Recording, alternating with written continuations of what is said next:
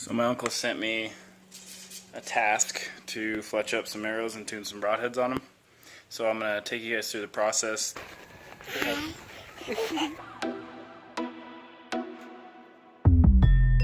Now we got a half mile more lunges.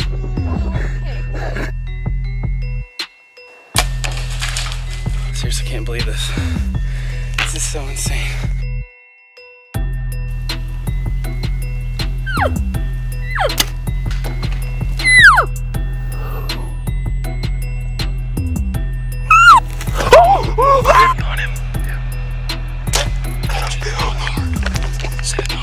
Very thankful for this animal.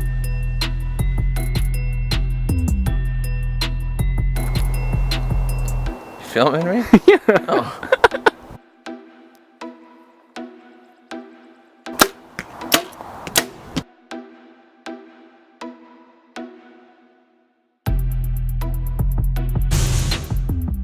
These ones are already fletched, so I gotta strip them.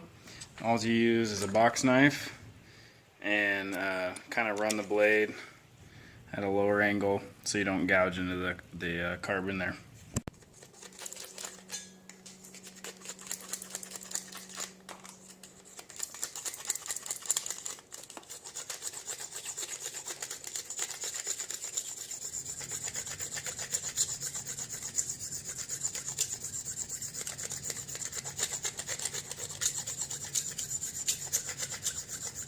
So you got a low, you don't want to be here, you want to run it kind of right there. So you get all of that glue residue off. And then I'll actually take a little light grit sandpaper and some lacquer thinner and clean off the arrow. So you gotta come with that product there. Now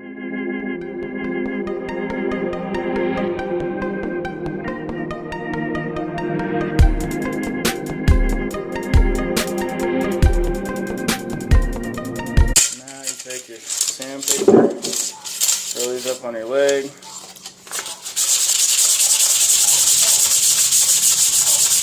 Roll them back and forth. You do the same thing with lacquer thinner on a rag.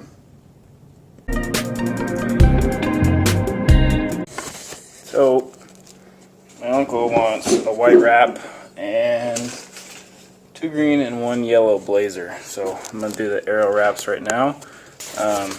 Get like a magazine or something that has a little bit of give on it. When you do this, it just works better.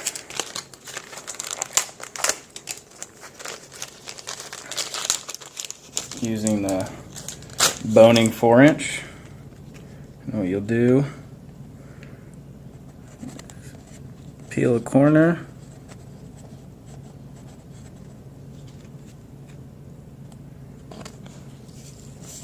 and you'll place it down, and then let's see if we can move that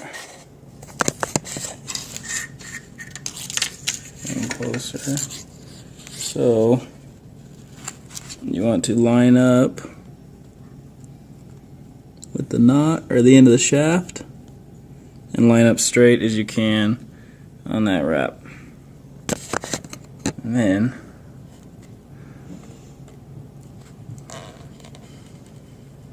you roll, you get to here, press down there, just like that.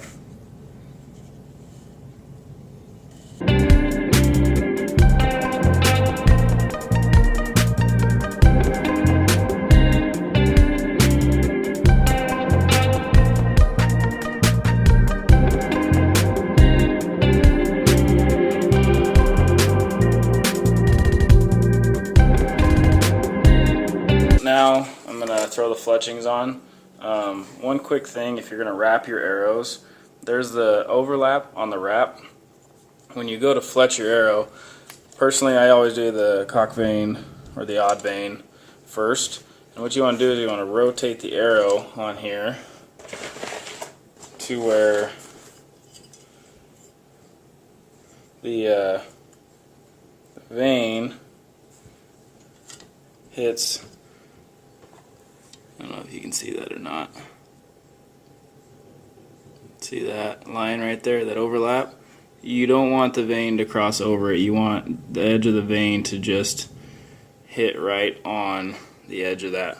If it overlaps it, the glue tends to peel up that wrap. So now we'll fletch it.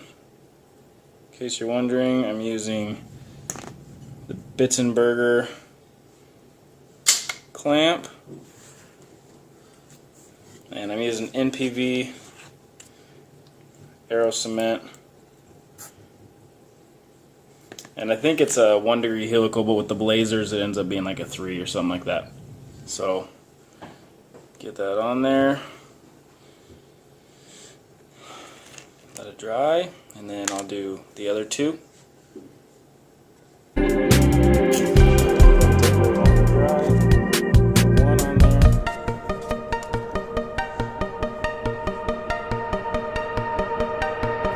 And for me, I've always fletched the arrows on these clamps. They have little notching on them. And I always go to the second notch, not the black line, ignore that. But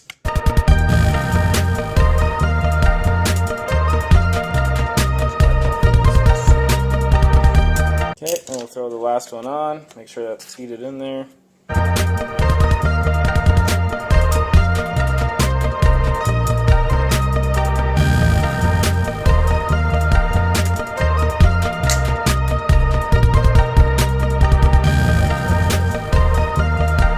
Nice thing about these boning vanes is that you don't have to prep them at all.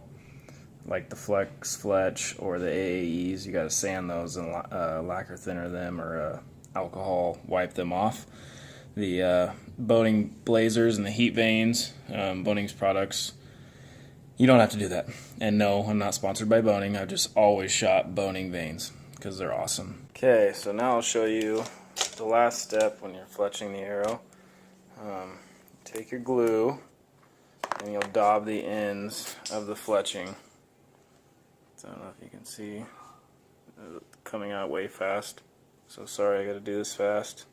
It'll shrink a little bit, but that's kind of the process on doing a re-fletch of an arrow. I'll show you guys how to tune on your broadheads to your arrows on the next video. So keep an eye out for that. These ones are gold tip arrows, so my uncle's shooting. So this will be kind of a specific to the arrows that you use. I know it sounds weird. Inserts like these that aren't like the Easton ones, like the Deep Six or the hidden inserts, because those ones you just kind of sand down the end of the shaft to get your broadhead to line up. These ones, I'll show you kind of how we do it on the next video. So thanks for watching, guys.